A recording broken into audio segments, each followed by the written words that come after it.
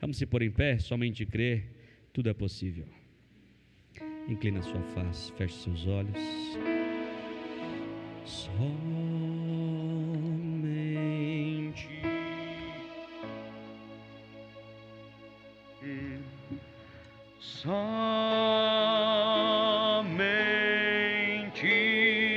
crer, tudo é possível.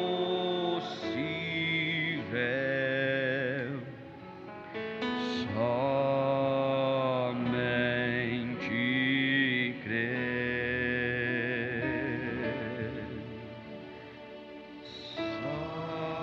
Obrigado.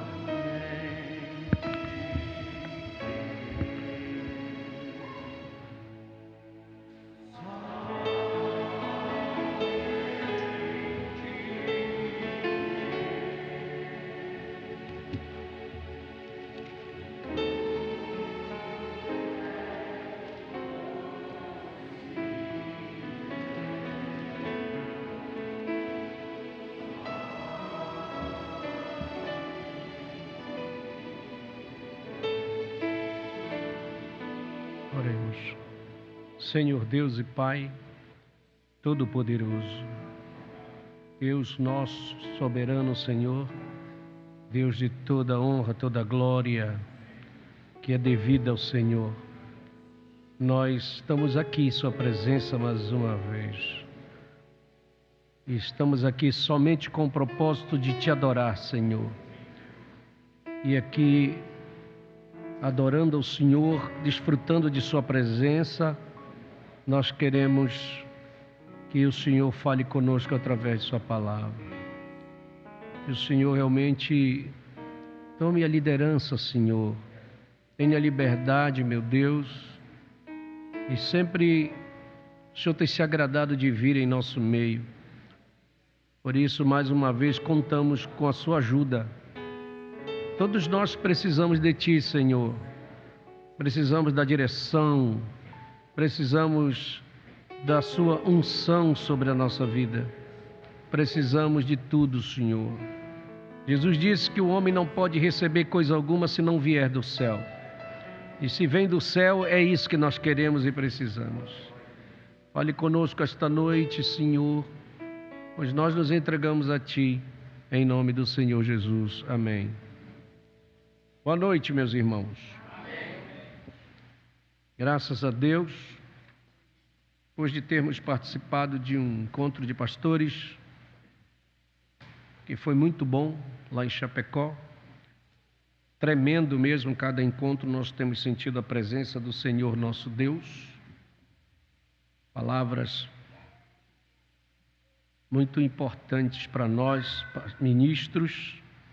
Sentíamos que os ministros estavam realmente desejando o encontro, porque a pandemia deixou todo mundo em casa e realmente era um desejo do coração de cada um. E honrar o aniversário do pastor Febrônio, um homem de Deus, que a gente percebeu cada dia mais que aquele homem é um homem que Deus preparou para uma obra muito importante, muito respeitado tanto no Brasil como fora do Brasil. Um homem que já está com 70 anos, mas ainda está investindo na obra de Deus e com desejo de ganhar almas, como o pastor Pisoni e o pastor Anildo foram agora para o Amazonas para mais uma etapa, e que qual devemos orar por eles em prol da obra de Deus ali. E de formas que foi muito bom mesmo. Mas graças a Deus sempre é um proveito que a gente tira destas coisas. Antes de falarmos alguma coisa, eu quero falar sobre o irmão Anagelson. O irmão Anagelson é esse irmão que está aqui. Ele veio de São Borja, lá na divisa com a Argentina. E ele vai fixar residência em Ascurra, mas ele tem parentes aqui também. Por isso ele está aqui alguns dias trabalhando com a família dele aí num serviço, e ele está aproveitando para vir aqui, e o pastor Flávio já falou comigo que era o pastor dele, e agora ele está querendo se filiar aqui, nestas fileiras aqui deste ministério. Mas quem decide é a igreja. E ele é um irmão recomendado pelo pastor Flávio. Quero perguntar para os irmãos: vocês querem aceitar o irmão Nagel, sua família? Amém? Está vendo, irmã Nagel, as mãos levantadas? Então é a igreja que recebe. Então seja bem-vindo embaixo desse ministério, que você prossiga nessas fileiras, servindo ao Senhor Jesus de todo o coração. É isso que nós desejamos. Deus abençoe, irmão Samuel. Rapaz, eu já ia atrás de ti, não te vi há alguns dias. Está tudo bem, meu irmão? Que bênção, que bênção. É um jovem precioso e todo jovem, né? Nós devemos orar por eles, para que o Senhor dê vitórias sobre vitórias para cada um. Deus te abençoe, irmão Samuel. Continuar na caminhada firme, servindo ao Senhor. 2 Reis, capítulo 2, vamos ler versículo 12 a 14. Ler algumas coisas do que o profeta fala na mensagem Um Manto Usado. O profeta pregou esta mensagem, Um Manto Usado, 25 de novembro de 56. E ela é atual para nós. Tudo bem, irmão Nelson? Graças a Deus. Depois do batismo está melhor. Que Deus continue te abençoando, meu irmão. Glória a Deus. Vamos ler a palavra do Senhor. O que vendo Eliseu clamou: meu pai, carros de Israel e seus cavaleiros. E nunca mais o viu. E tomando as suas vestes, as rasgou em duas partes. Também levantou a capa de Elias, que lhe caíra, e voltou-se e parou à borda do Jordão. Vamos ler o versículo 14 juntos.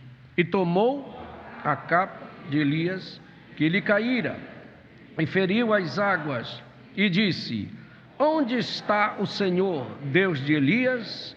Então feriu as águas, e se dividiram elas para uma e outra banda, e Eliseu passou. Amém. Pode sentar, que o Senhor acrescente as bênçãos de sua palavra em nossos corações. Louvado seja o nome do Senhor nosso Deus. Muito bem. Aqui está um profeta, Eliseu, que foi o sucessor do profeta Elias. Eliseu e Elias é um tipo da mensagem da hora, e a noiva seguindo a mensagem de Elias nesses últimos dias. Amém? Todo mundo entende isso? Não há nenhuma dúvida a respeito disso. Glória a Deus. Mas nós sabemos que Eclesiastes capítulo 3, deixa eu ver se é isso, lá no versículo 14 e 15 de Eclesiastes, capítulo 3, eu sei que tudo quanto Deus faz durará eternamente. Nada se lhe deve acrescentar e nada se lhe deve tirar. E isso faz Deus para que haja temor diante dele. Versículo 15 diz: o que é? Preste bem atenção, o que é hoje já foi um dia lá atrás. E o que há de ser também já foi. E Deus pede conta do que se passou, do que passou. Então não tem nada novo, tudo é uma repetição. Você pode olhar, o que acontece hoje aconteceu um dia. Não tem nada novo debaixo do sol. Correto?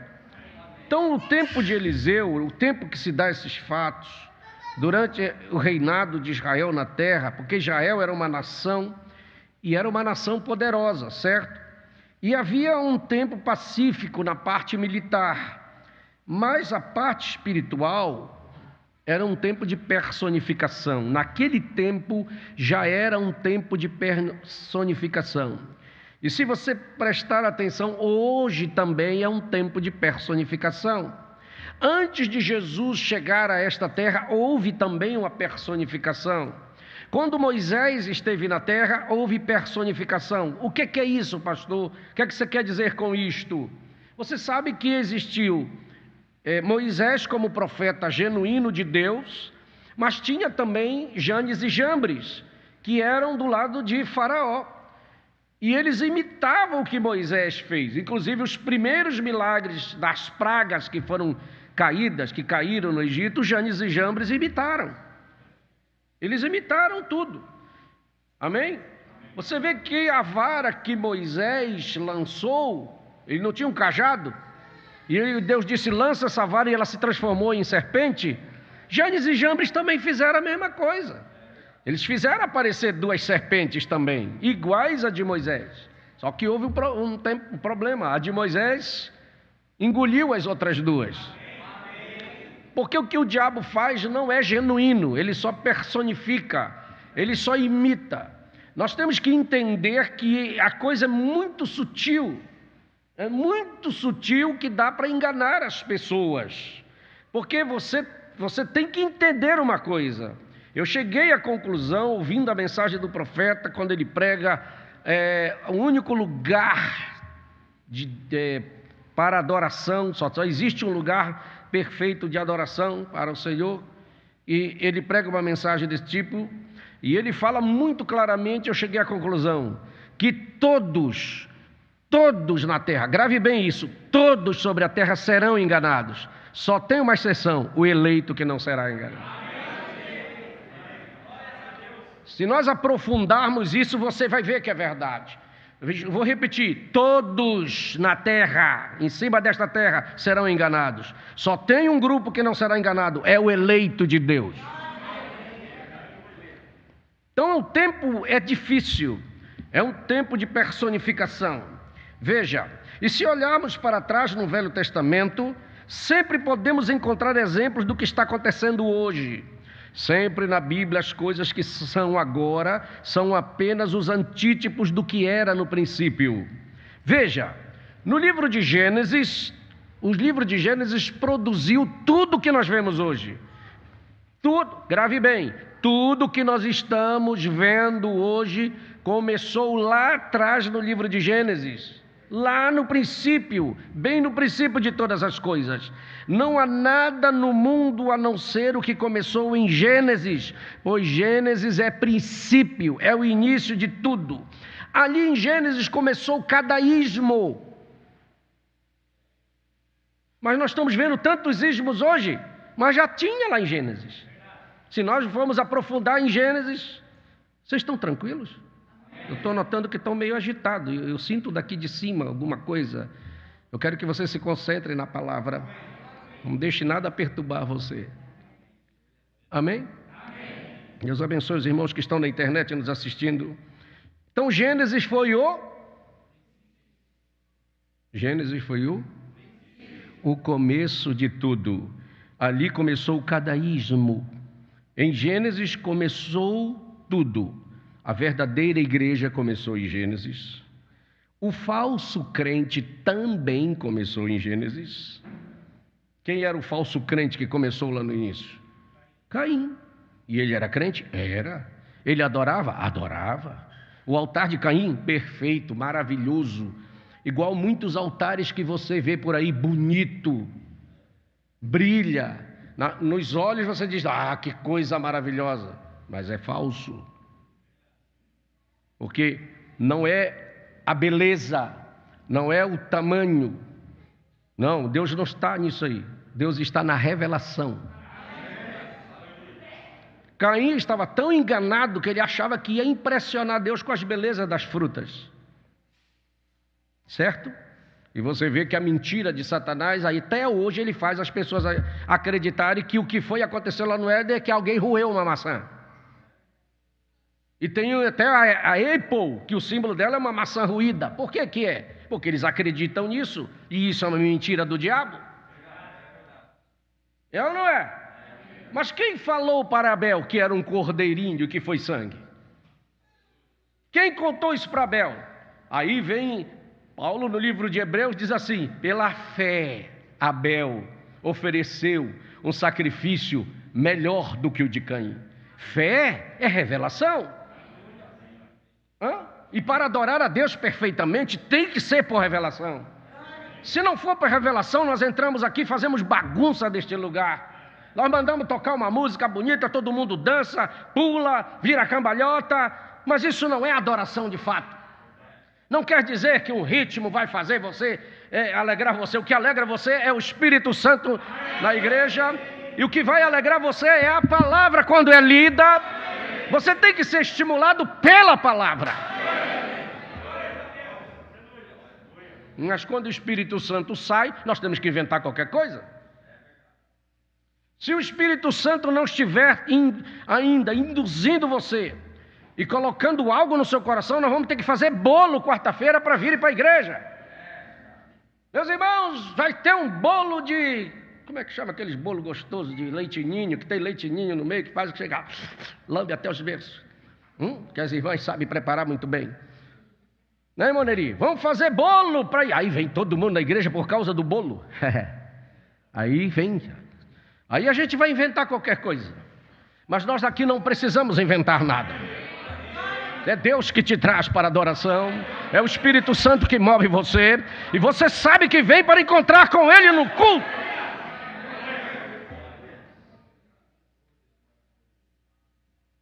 Então a verdadeira igreja começou em... E o falso crente começou onde? E a indiferença também começou em Gênesis. Tudo que você vê hoje estava em Gênesis. Sim? Se você ler Gênesis 6, no tempo de Noé, a humanidade hoje está igualzinho lá. Está? Quando nós lemos isso, irmão, você é privilegiado. Deixa eu te dizer uma coisa. Porque o que aconteceu lá, Jesus pregou há 2000 anos atrás, mas Ele colocou você nessa era para ver com seus olhos que o que Gênesis produziu, o que Jesus falou, é a verdade diante dos nossos olhos. Gênesis 6 é um versículo que todos nós lemos e você conhece muito bem. Amém? Veja, versículo 5.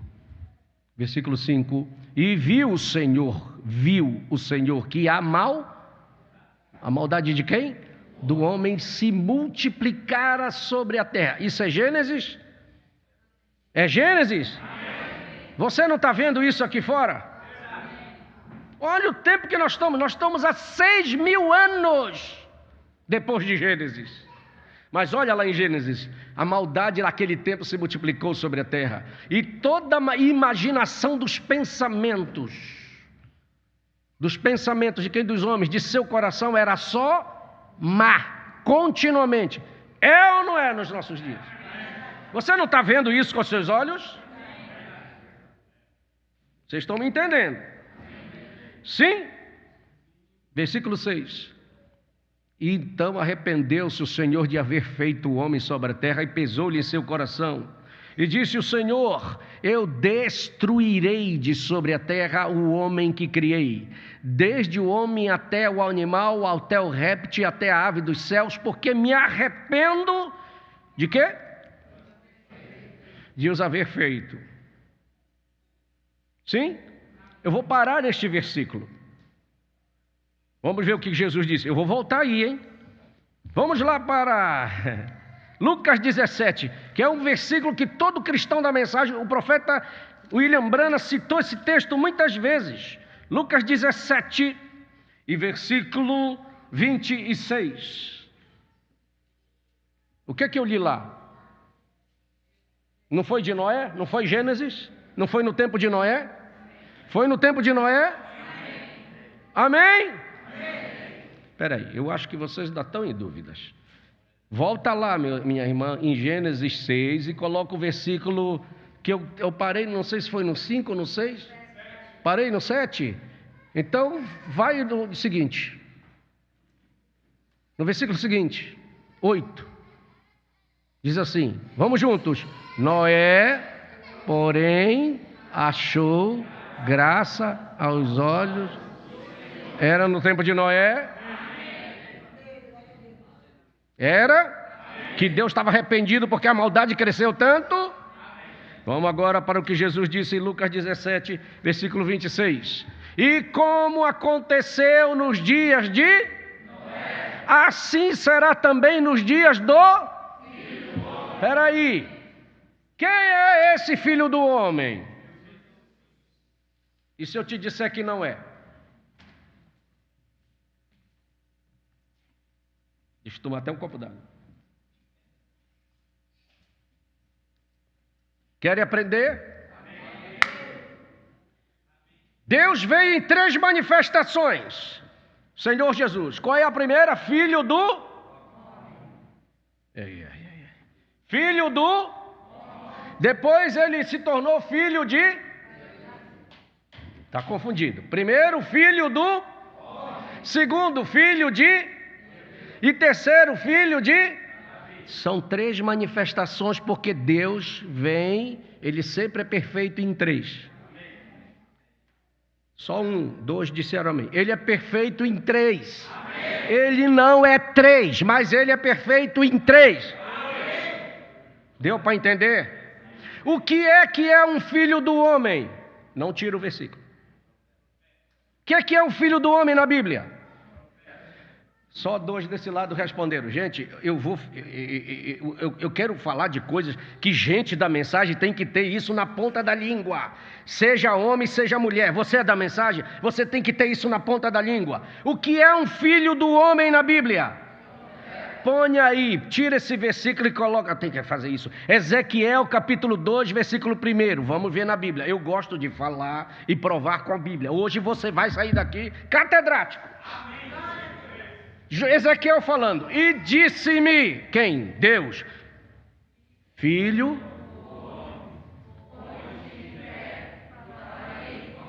Deus está falando com quem? Com Ezequiel. Deus está falando com quem?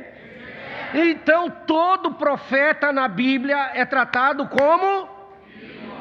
Glória a Deus. Esse foi o ministério de Jesus quando ele esteve na terra. Jesus nunca disse para as pessoas, olha, eu sou o Filho de Deus. Ele nunca disse isso. Você não vai encontrar isso no Novo Testamento. Você vai encontrar ele se referindo a ele como...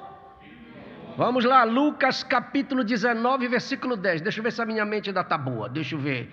Eu acho que é isso. Ó, isso na casa de Zaqueu. Porque...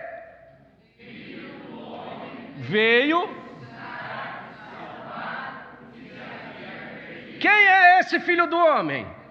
Esse é Jesus. Tá certo ou não tá? Jesus estava na casa de Zaqueu. Por que ele diz dele, o filho do homem? Quando Zaqueu se arrepende, quando Zaqueu diz assim, hoje eu resolvo dar metade dos meus bens aos pobres, e se eu tenho defraudado alguém, eu quero restituir 4 vezes mais. Jesus disse, hoje entrou salvação nesta casa, porque este é filho de Abraão. Aí ele entra no versículo e diz, porque o filho do homem, que era o ministério dele, veio buscar e salvar o que se havia perdido. Aí você pergunta, mas por que Jesus era filho do homem? Porque Jesus tinha que vir cumprindo as Escrituras. Tudo que a Escritura falava no Velho Testamento se cumpriu nele. Amém? Que Escritura ele estava cumprindo quando ele estava na terra? É de Deuteronômio capítulo 18, versículo 15. Quem falou dele foi o profeta Moisés, dizendo assim, o Senhor teu Deus, falando para Israel, o Senhor teu Deus te despertará um profeta do meio de ti e de teus irmãos como eu, a ele ouvireis. De quem ele estava falando? Jesus. Deus usou Moisés para dizer que Jesus vinha no ministério de Então Jesus não podia se apresentar de outra forma. Por isso que como ele tinha que cumprir o ministério dele profético, ele tinha que se identificar como filho do homem. Porque filho do homem na Bíblia é um... Ainda não é todo mundo que disse. O filho do homem na Bíblia é um... Graças te dou, Senhor. Alguém não está entendendo? Se alguém não está entendendo, levanta a mão que eu explico de novo, com todo prazer. Todo mundo está entendendo?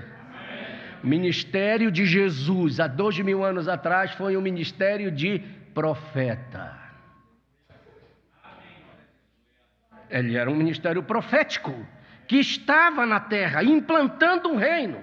Porque a palavra de Deus sempre vem ao profeta.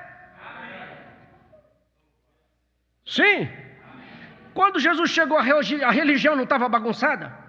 Não tinha o ismo dos fariseus, não tinha o ismo dos saduceus, não tinha o ismo dos herodianos, não tinha o ismo dos zelotes. Estava tudo fora. Como é que Deus vai consertar? Através de um... Sim, porque a palavra de Deus sempre vem aos seus servos, os profetas. Deu para entender? Por isso que ele bateu de frente com os fariseus, bateu de frente com os saduceus, porque ele era a palavra genuína e bateu de encontro com os credos dele. Não vai bater. Por que eles não aceitaram? Porque eles estavam como os de hoje. Não, você diz assim, olha, o batismo verdadeiro bíblico é em nome do Senhor Jesus Cristo, como a Bíblia diz. Ele diz, não, a minha igreja diz que não, então vou ficar com a minha igreja. Morreu. Porque qual é o maior, a igreja ou a palavra? Sempre vai ser a palavra.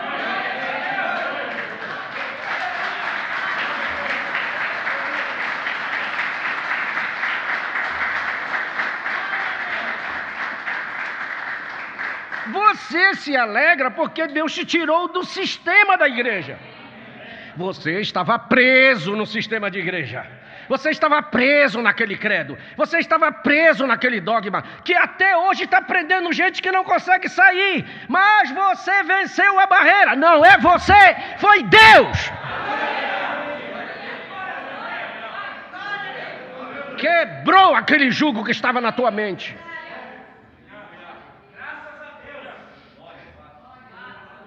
Te tirou de lá e te trouxe para onde?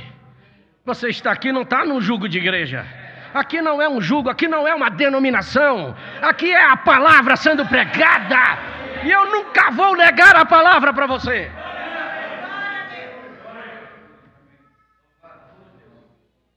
Então, o ministério de Jesus foi profeta até sua morte. Quando ele morre e ele ressuscita, aí agora o ministério dele muda.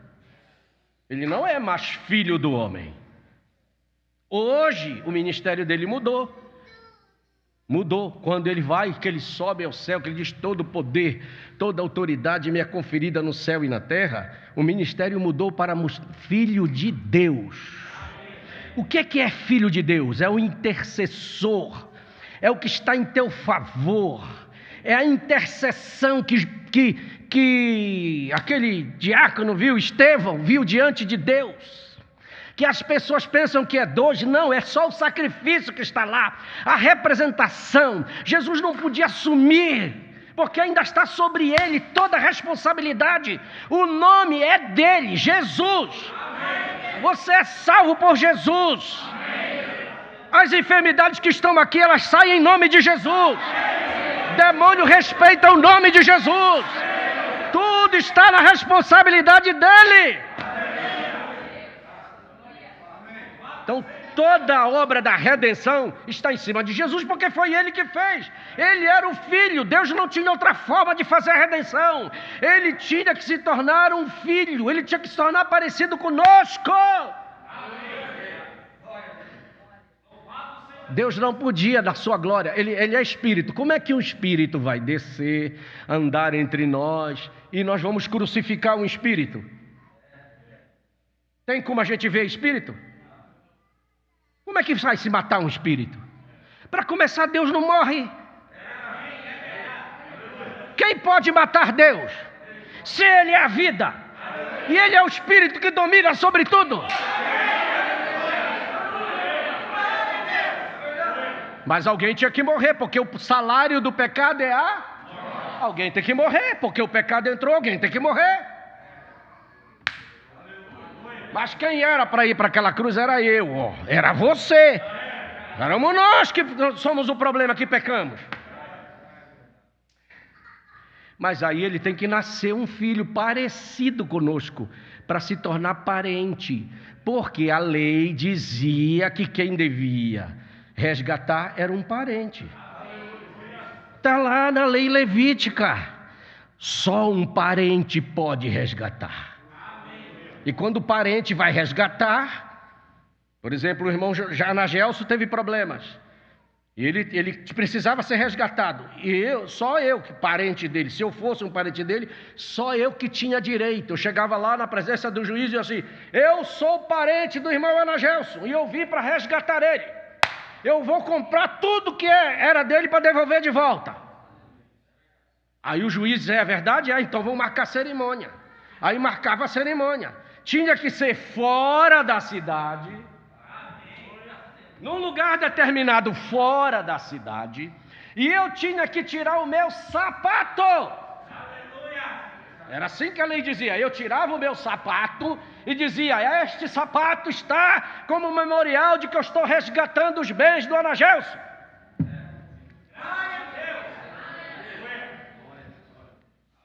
E aí eu resgatava tudo e devolvia para ele, comprava. Quando Jesus chegou para resgatar os meus bens e os teus, que o diabo tinha roubado, o diabo, como é esperto, chegou lá na tentação e disse assim: olha, na última tentação, olha a jogada dele. Por isso que eu digo que esse diabo é sujo, gente. A gente tem que ter revelação para vencer dele. Disse assim: olha, Jesus, é o seguinte, eu vou te levar lá em cima do monte e vou te mostrar todos os reinos do mundo.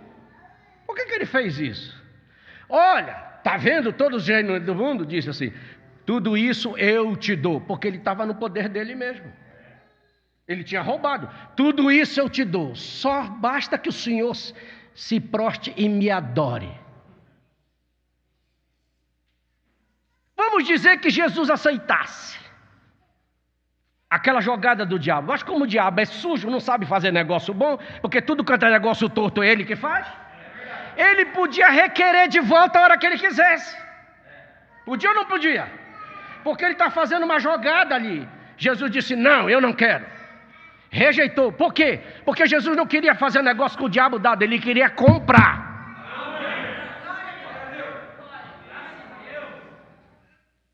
Ele queria comprar.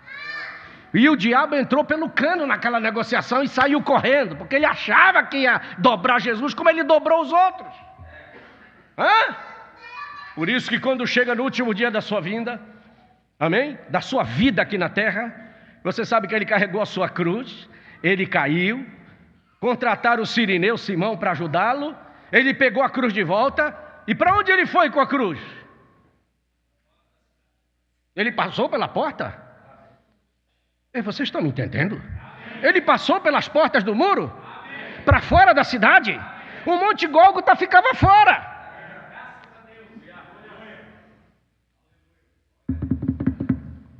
Você não acha que ele estava cumprindo a Escritura? Não podia ser dentro de Jerusalém. O diabo tentou fazer ele cair lá dentro do muro para ele não ir lá fora. Mas graças a Deus que ele não encontrou forças para pegar a sua cruz e passar para fora, para cumprir a Escritura. Quando chegou lá fora, ele não tirou só o sapato. Tiraram toda a roupa dele. A lei exigia que tirasse só o calçado. Mas o diabo foi lá e arrancou toda a roupa dele, não deixou nenhuma. Quando você vê um Jesus na cruz só com aquela tanguinha que coloca nele aqui, aquilo foi a Igreja Católica que colocou. Mas o verdadeiro deixaram ele nu, em pelo, naquela cruz. Para mostrar, aquilo foi a fúria de Satanás, para mostrar as vergonhas dele para o mundo inteiro.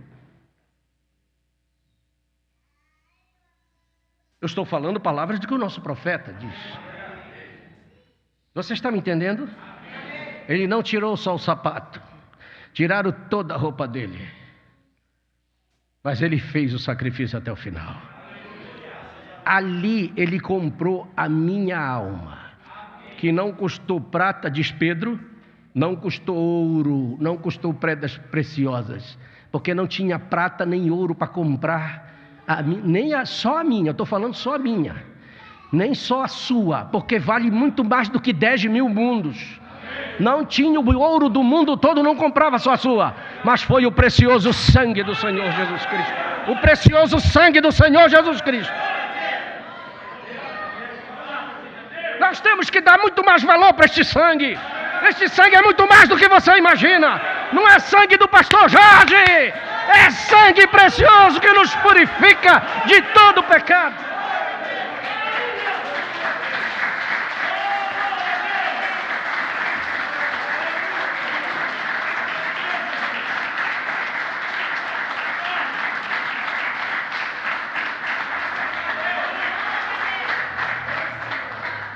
A fúria de Satanás é que não quer que as pessoas encontrem com este sangue. Ele esconde esse sangue de todo mundo. É por isso que ele vai na Páscoa, tira Jesus da Páscoa, coloca coelho, coloca ovo. Vai lá no Natal, tira Jesus, põe Papai Noel, que não tem nada a ver com o Natal. Põe lá presépio, coloca coisa lá. Isso é para enganar o mundo. Mas você, ele não conseguiu. Você encontrou com este sangue.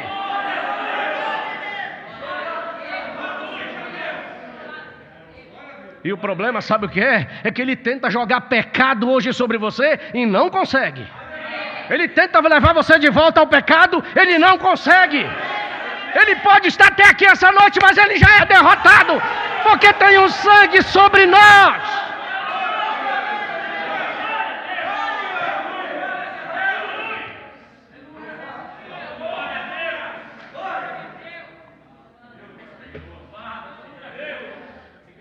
Eu quero ver um eleito, estou falando para eleitos. Quero ver um eleito que consegue cair no pecado de novo de volta. Não consegue mais. Não consegue mais. Ficar fora deste corpo você não vai conseguir mais. Porque foi um sangue perfeito que te comprou. Como é que este Deus vai anular o poder deste sangue e te devolver nas mãos de Satanás? Só se você não é eleito.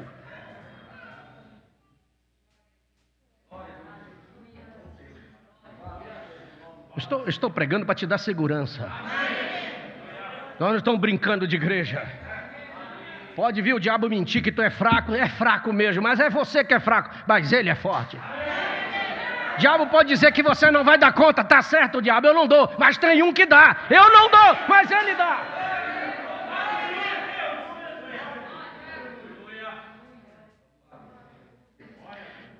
Irmão, nós somos tão felizes. Porque quando esse diabo chega, você tem que dizer: diabo, derrotado és tu, condenado és tu. A Bíblia já disse que tu tem dia certo para ir para o lago de fogo. E eu quero que ele saiba, que ele sabe muito bem a Bíblia, é depois do milênio, quando tu sair enganando as nações, que vier contra aquele Cristo que está sentado lá, no trono lá de Jerusalém, tu vai ser pegado, é ali que vai ser pego, é ali que tu vais inaugurar o lago de fogo. Já está escrito na Bíblia, não tem como voltar atrás. Mas também está escrito que Jesus virá num dia desses, e que eu e você, nós saímos desta terra e subiremos.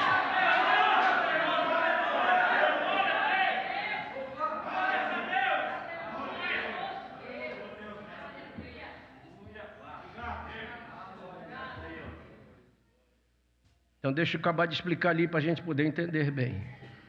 Hoje Jesus já não é mais o filho do homem. Hoje ele é filho de aquele que está intercedendo. Pode contar, você se ajoelha lá no quarto e você ora, ele já está. Ele já está na intercessão por você na hora. Às vezes você nem sabe pedir.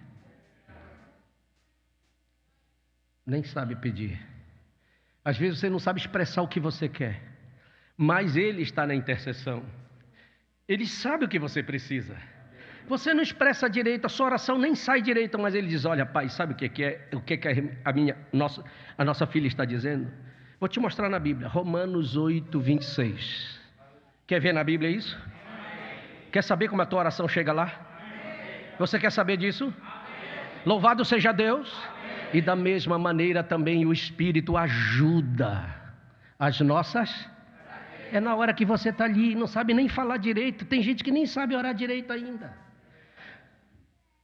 porque não sabemos o que havemos de pedir como convém, mas o mesmo Espírito intercede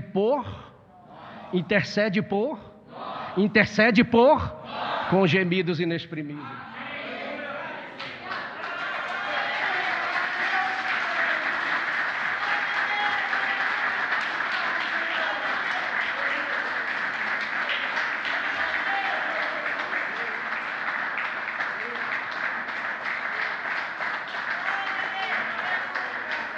Ele é como um intérprete. Você está orando lá todo atrapalhado, ele está dizendo: não, pai, sabe o que realmente ela está querendo? É isso aqui, pai, ó. Pai, é isso. Aí o pai diz: é verdade, então eu vou conceder. E tem uma coisa: nunca pense que a sua oração ficou no chão. Não deixe o diabo te enganar. Deus não está ouvindo a tua oração. Mentira. Apocalipse 5, versículo 3. Eu acho que é isso. Tem que provar com a Bíblia. É 5, versículo 3? Coloca o 8, versículo 3. Eu acho que é isso. 8, versículo 3. E veio outro anjo e pôs-se junto ao altar, tendo olha, o anjo que vem buscar a tua oração, ele vem com incensário de ouro. E foi-lhe dado muito incenso para pôr com as de todos sobre o quê? Que está onde?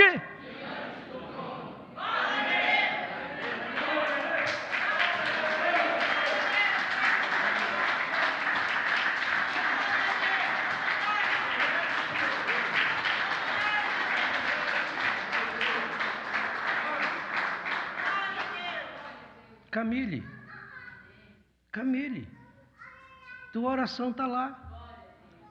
Aonde é que está o altar de ouro? Está diante do quê? Onde o Todo-Poderoso está sentado. Você acaba de orar, daqui a pouco o anjo chega lá com a cessária de ouro em cima da mesa lá. Eu estou citando a Bíblia para você, gente.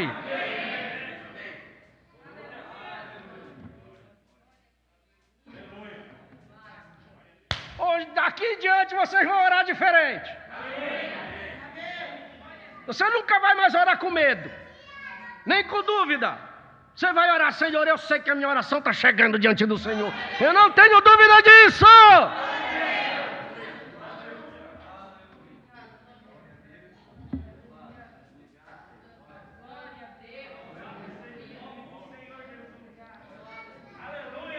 Por isso que a Bíblia toda é um conjunto de coisas. Aprenda. Isaías 65, 24. É por isso que Isaías 65, 24 tem força.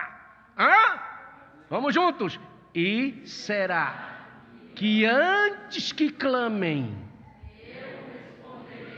estando eu...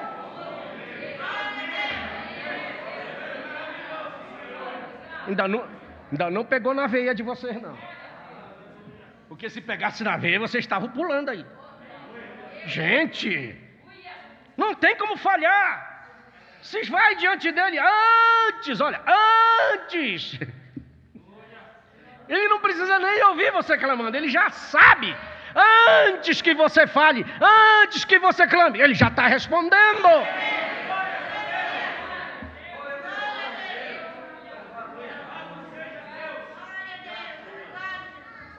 Se vocês assistiram a live de ontem, que nós estávamos falando sobre adoração, você viu o testemunho da irmã? Na live, a gente falando, ela foi curada na hora da live, ela testemunhou. Agora há pouco eu estava com uma dor imensa no meu estômago, mas depois que eu ouvi isso aí, eu já estou curada. Foi ou não foi, meu Guilherme? Se todos nós soubéssemos o segredo do que é adoração, nós seríamos o povo mais abençoado da face da terra. É que nós ainda não descobrimos esse segredo ainda. Muitos de nós. O diabo faz nós olharmos só para o problema. Tu está doente. Olha aí, tu está te arrastando. Olha quanto tempo tu está orando. E nunca acontece. E você começa a prestar atenção no que o diabo diz. E ele está citando para você muitas coisas e você está acreditando.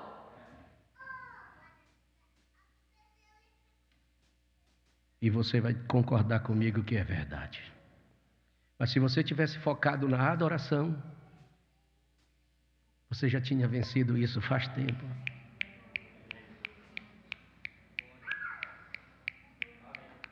Gente, Marcos capítulo 8, aquele leproso veio diante de Jesus.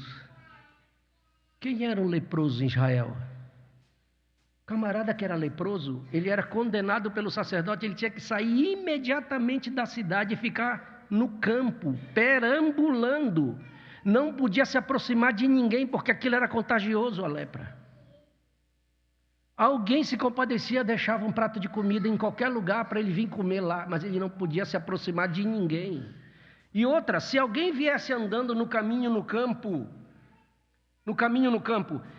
que não prestasse atenção nele, ele era obrigado pela lei a levantar o braço e dizer assim: imundo, imundo, para a pessoa se afastar dele. Essa era a sina de quem era leproso dentro de Israel. Mas naquela manhã, Jesus vem andando lá nas estradas poeirentas e o leproso se aproxima dele. O leproso não gritou e nem Jesus disse: vai embora, vai embora. Não, Jesus deixou ele se aproximar. Sabe o que ele fez? Simplesmente, a Bíblia diz, ele parou perto de Jesus, se ajoelhou e adorou. Ele não gritou, ele não pediu, ele só adorou. Sabe aquela adoração perfeita? A única coisa que ele disse, depois que ele adorou, Jesus ficou parado recebendo a adoração dele. Ele disse assim: se o Senhor quiser, o Senhor bem pode me limpar.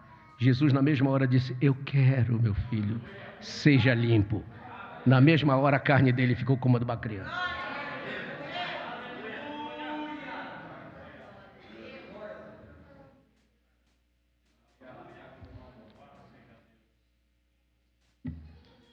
Vocês querem que eu encerre com aquilo para vocês aprenderem? O ministério de Jesus hoje é filho de Deus. Esse ministério de filho de Deus vai até a volta de Jesus. Passa ali pela grande tribulação. E quando se estabeleceu o milênio, ele muda de ministério de novo para filho de... porque ele sentará para reinar nesta terra no trono de Davi, seu pai.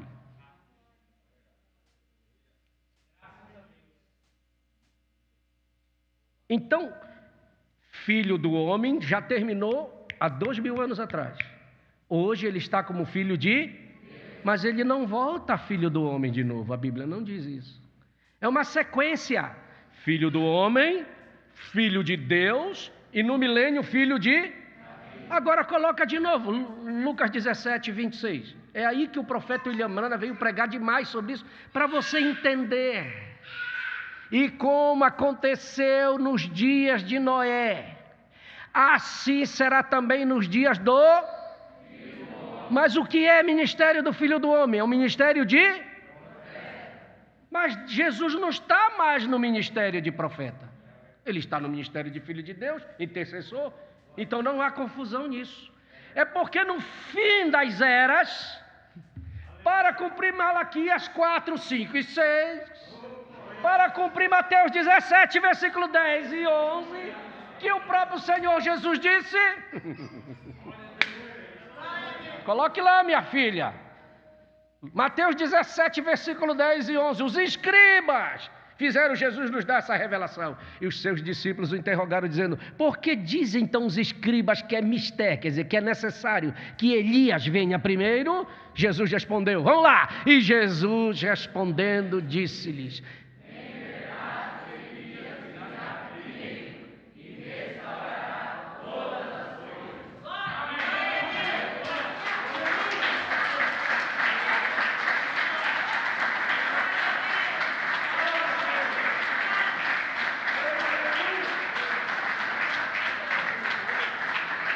Por que Jesus teve que dizer isso? Porque a palavra de Deus não pode se contradizer.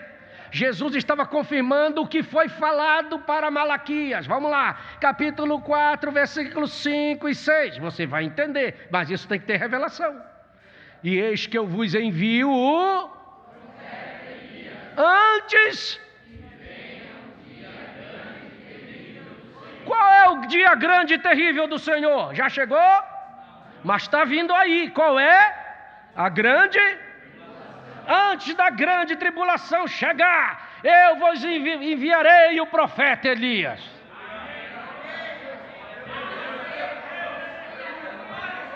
Olha, gente, eu estou começando a ficar animado aqui, sim. Deus falou, então ele vai ter que cumprir. Jesus vem dizer a verdade. Antes Elias virá e restaurará todas as coisas. Você crê que a grande tribulação está logo aí na frente? E quem é Elias? Não é um profeta? Não é o ministério de filho do homem? Então Deus está dizendo que ele abriu uma lacuna no final das eras. Antes da vinda dele, ele enviaria um ministério profético. E quando ele colocasse esse ministério profético, o mundo estaria como nos dias de Noé. Agora eu quero ver você dizer que não é. Porque Deus colocou você para testemunha disso. Vamos lá, vamos de novo. Coloque lá. É Lucas 17, 26. Vamos ver se é verdade o que Jesus disse. E como, vamos juntos, e como aconteceu nos dias de Noé. Eu disse que não tinha nada novo debaixo do sol, certo? O que foi um dia já está sendo de novo. Não é isso que a Bíblia diz? É ou não é? Oh, glória! Então não é novidade o que está acontecendo hoje. Já aconteceu lá nos dias de Noé. Vamos ver como era o dia de Noé, 27. Como é que eles faziam? Eles? E os homens não querem só saber disso hoje? E também? Será que não tem gente bebendo hoje? Não. Não tem gente bebendo nesse mundo. Tudo é sinal para beber. Tudo é. Onde você vai, homens bebendo, mulheres bebendo, todo mundo enchendo a cara. Tudo é qualquer coisa é motivo. Ou estou errado? Pastor, o senhor está enganado. Eu estou enganado? Você sabe que é verdade. Comiam, bebiam, casavam. E quem casa, casa, quem se junta, junta. É os dias de Noé ou não é? Ei, é os dias de Noé ou não é? Até o dia em que Noé entrou na arca e veio o dilúvio e consumiu todo mundo. É assim que a grande tribulação vai pegar. Vamos adiante. Vamos ver se não é. Como também da mesma maneira aconteceu nos dias de Ló. Não foi lá em Gênesis? Os lembros de Ló não foi lá em Gênesis? O que é que faziam no dia de Ló? Também eles comiam. Nunca se comeu tanto como come hoje. E também eles... E o que é que eles faziam? Não se comprou tanto hoje. Olha, é Mercado Livre para cá, é Shopee para lá, vai falando aí, me ajuda. Amazon, Americanas, cartão de crédito aí, ó, para quem quiser, digital, tá aí, ó, pode comprar. Não estou dizendo que é errado. Não estou dizendo que é errado, eu estou dizendo que vocês sabem, vocês estão testemunhando que é verdade. Não importa que você se afunde 24 vezes, fique até aqui para pagar, vire uma bola de 10, mas você tem que comprar.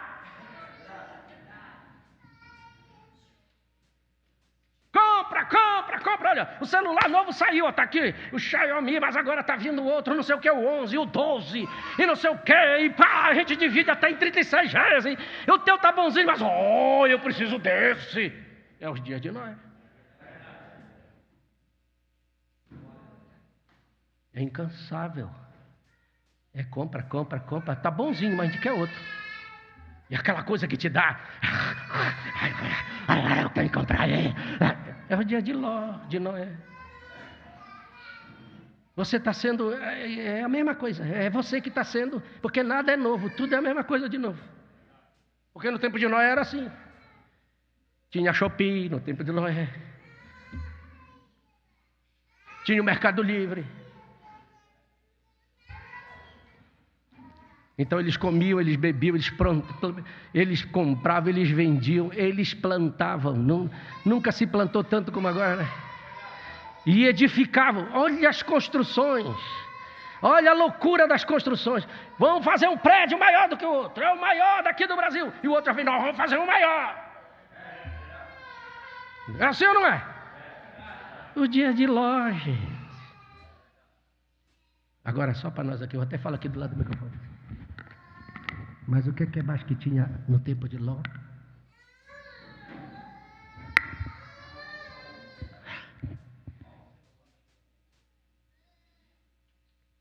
Homossexualismo, lesbianismo em alta.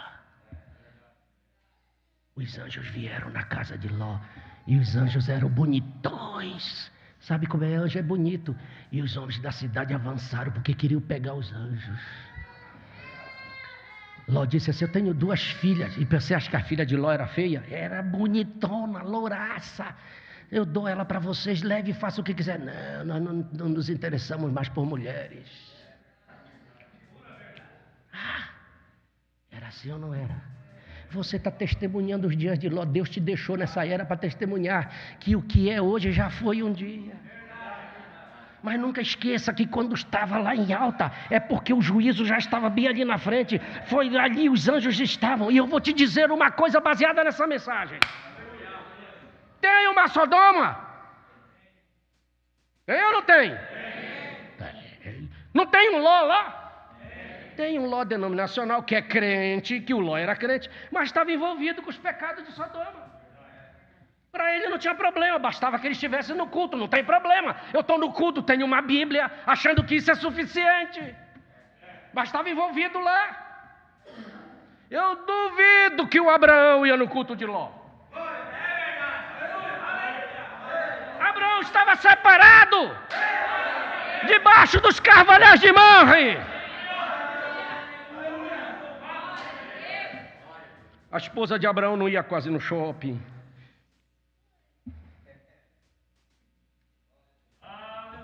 Talvez não vestia um vestido todo domingo novo, não precisava. Eu não tenho medo de pregar, não. Seja para quem for. Pastor não tem nem parente. Graças a Deus por isso.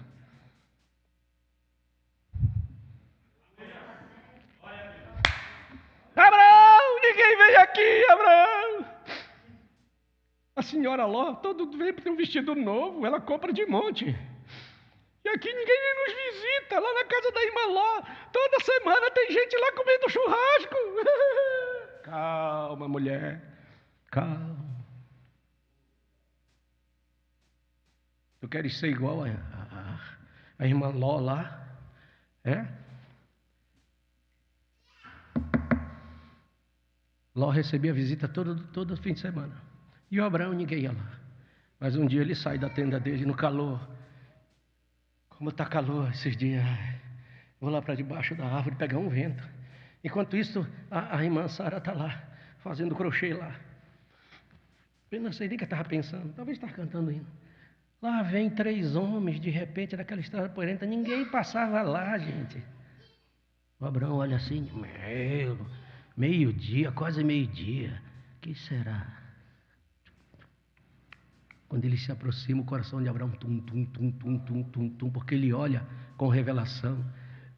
E ele disse, não são seres naturais. Porque o eleito conhece, o eleito tem discernimento. Aí o Abraão não aguenta, sai debaixo da árvore, vai encontrar ele adiante. Quando ele olha de perto, a Bíblia diz que ele olhou para o do meio e disse, meu Senhor. Veja que o Abraão não disse meus senhores. Se ele fosse o Ló denominacional, ele tinha visto. Olha, o Pai, o Filho e o Espírito Santo. Mas o eleito... Meu Senhor, e se ajoelhe. O que é que você veio fazer aqui? Talvez Abraão tivesse tão emocionado.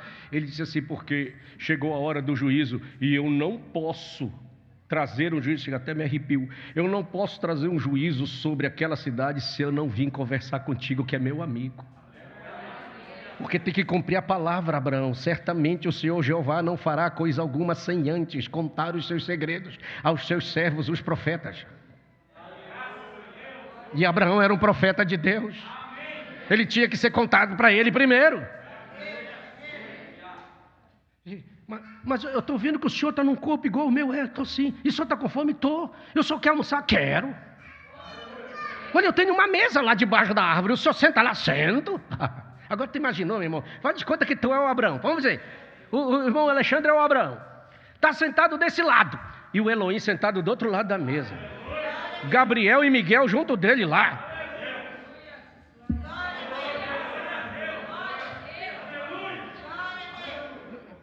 O senhor come churrasco como? Gente, pegue o melhor que tem aí, a vitela. Mata, pode matar. O senhor gosta de bolo? Gosto. Sara, ele come bolo. O senhor come coalhada também? Eu como. Sara, ele come coalhada. Elohim come. Eu estou falando da Bíblia, estou falando Gênesis 18.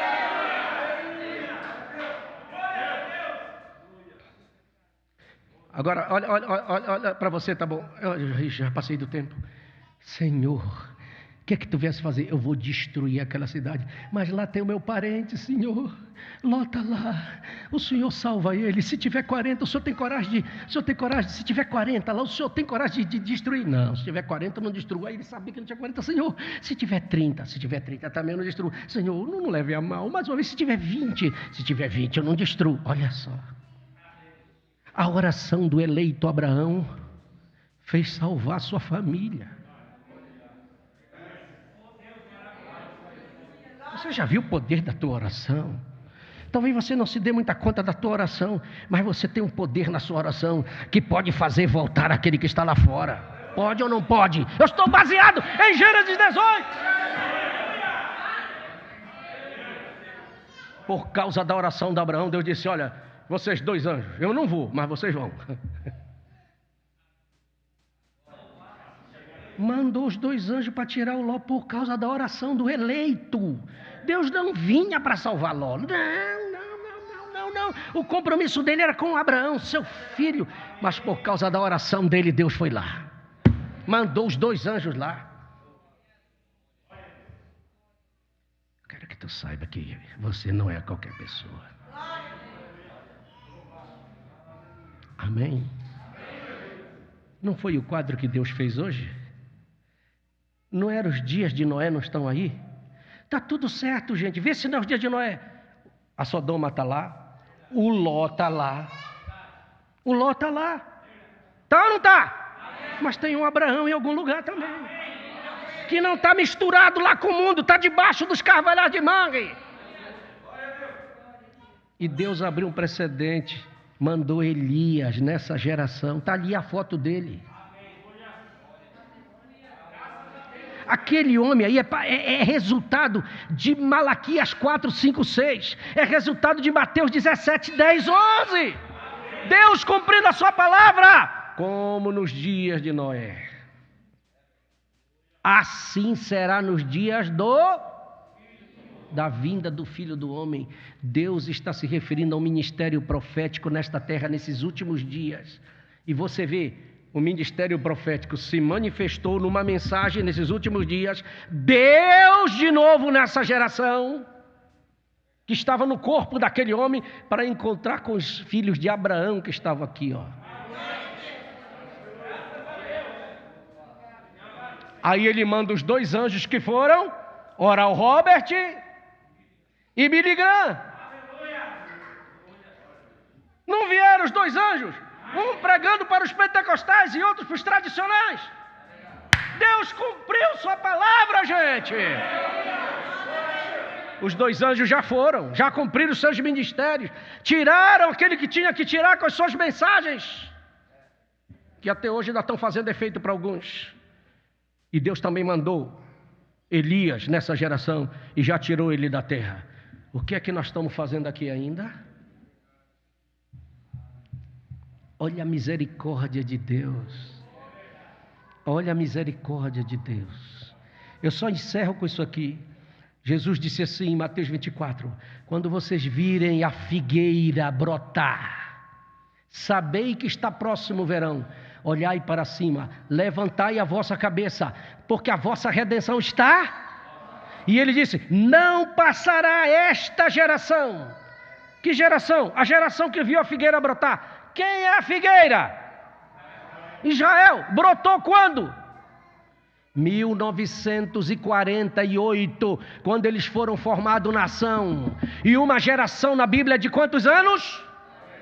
Então venceu a contagem de Deus em 88. Nós estamos em 2021.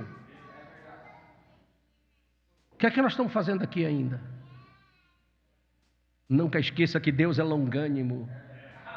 Nunca se esqueça que Israel ia passar 400 anos, mas porque eles rejeitaram o Moisés, quando ele saiu, teve que demorar mais 30 e 40 anos para Deus tirá-los.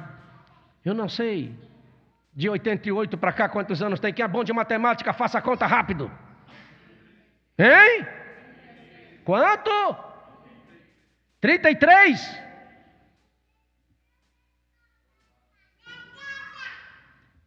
Olha, eu não sei, eu não posso dizer, eu só sei uma coisa: Ele está voltando a qualquer momento.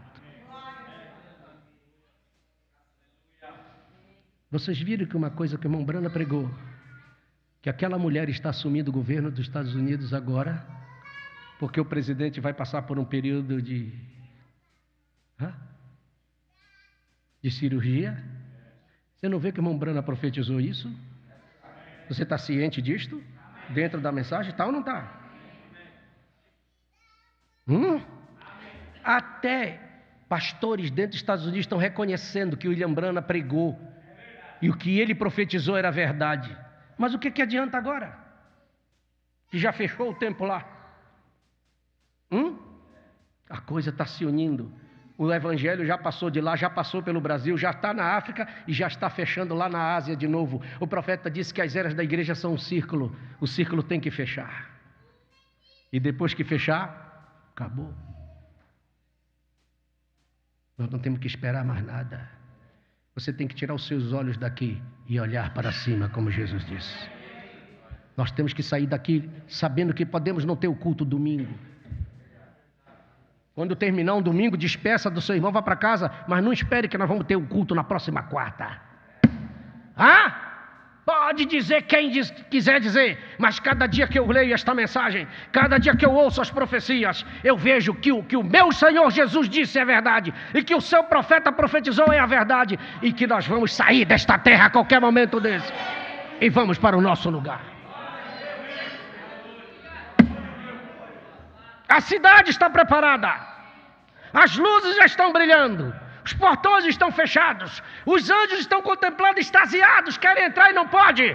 Mas será para a inauguração dos seus moradores, que um dia desses estarão chegando a qualquer momento para inaugurar aquela terra. Vamos ficar de pé.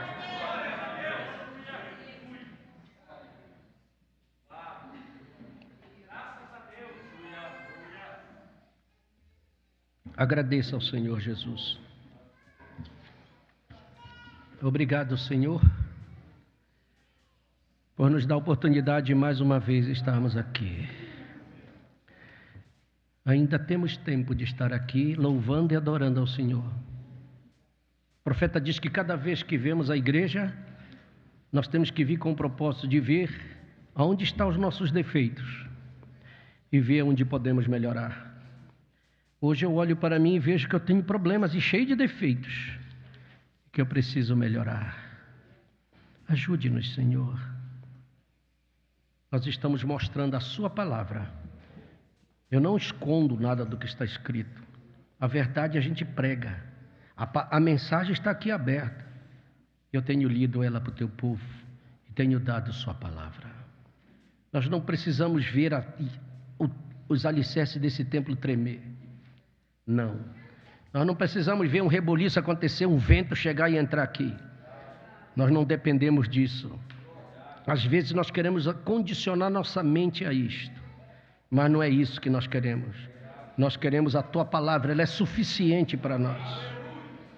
Se nós dependermos de emoção, nós vamos virar igual o denominacional, que precisa de uma emoçãozinha de fora, para que ele possa ver se crê em alguma coisa. Nós não precisamos, é na quietude que o Senhor fala. O Senhor não estava naquele vento quando Elias estava na caverna. O Senhor não estava naquela tempestade. O Senhor não estava naquele tremor de terra e naquele fogo que passou. O Senhor estava naquele cicio tranquilo, naquele vento que soprou tão suave. E o Senhor estava no vento. E ali o Senhor falou com Elias. É dessa voz que nós precisamos. Não é do sinal. Os sinais já estão dados. Nós já vimos todos os sinais. Nós precisamos da voz. É a voz que vai nos posicionar. Não a voz de um homem, mas a voz de Deus, falando aos nossos corações. Posicione esses irmãos aqui nesta noite. Esse grupo de pessoas que veio hoje aqui foi o Senhor que trouxe. O que eu posso é só pregar. Quem faz a obra é o Senhor, de acordo com aquilo que eles se posicionam em favor de sua palavra. Faça isto com eles, que eles saiam daqui melhores, com desejo no coração de ser melhor, de olhar para cima, de se desprenderem de todas as coisas que os prendem aqui, Senhor, e olhar para as Escrituras, olhar para Ti e ir adiante e se posicionar diante do Senhor. Olha, Senhor, para a irmã Sheila e a irmã Karina e a irmã Olívia, que o Senhor atenda as orações e responda e faça uma obra poderosa na vida de cada um, que a mão do Senhor seja estendida sobre a vida destas irmãs, e nós oramos de todo o coração por elas, para que o nome do Senhor seja exaltado e glorificado. Venha conosco, Senhor. Vá para casa conosco, saia daqui conosco, ande conosco, caminhe conosco. Nós queremos o Senhor conosco, não queremos nos separar de Ti, Senhor. Não nos deixe sozinhos, nós queremos estar prontos a qualquer momento. Se o Senhor voltar esta noite ainda, como o profeta diz que para algum momento será entre 6 e 9 da manhã, em algum lugar, como ele disse isto, Senhor, o dia vai estar bem claro, para nós não termos dúvida de ver os nossos irmãos que já foram. Em nome do Senhor Jesus Cristo, nós oramos, meu Deus, que o Senhor ajude esta igreja. Eu tenho orado por cada um, para que o Senhor posicione a cada um, que não nos deixe sair do caminho, mas que possamos estar, Senhor, pisando nas Tuas pisadas. Nos ajude, Senhor, pois nós Te louvamos em nome do Senhor Jesus Cristo. Glória a Deus. Quantos dizem amém? Amém. Dá ré maior aí, deixa eu ver. Sol, aleluia. Num dia lindo, conhece? Almejo eu encontrar a glória que deve estar.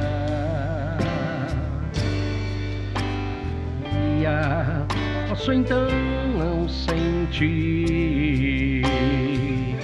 pois Jesus Cristo já está por vir. Virá outra vez aqui, Jesus virá mais outra vez aqui. E todos juntos, em um só louvor, cantemos sempre, Ele é o nosso Senhor. Ele